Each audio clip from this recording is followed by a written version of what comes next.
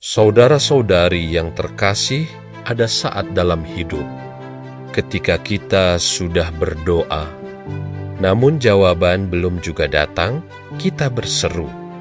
Tetapi yang kita dengar hanyalah keheningan. Pada saat seperti itu, banyak orang mulai bertanya, "Di mana Tuhan?" Namun firman Tuhan mengajar kita bahwa diamnya Tuhan bukan berarti Ia tidak peduli. Seringkali Tuhan sedang bekerja dengan cara yang tidak kita lihat.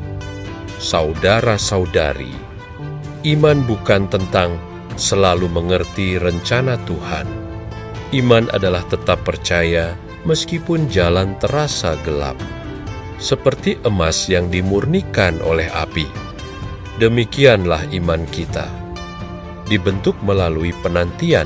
Kalau hari ini engkau sedang menunggu, janganlah putus asa. Tuhan tidak pernah terlambat dan Ia tidak pernah salah waktu. Apa yang sedang Tuhan diamkan hari ini, sedang Ia siapkan menjadi kesaksian esok hari. Karena itu, tetaplah setia, tetaplah berdoa, tetaplah berharap. Tuhan yang setia akan menyelesaikan apa yang telah Ia mulai dalam hidupmu. Amin.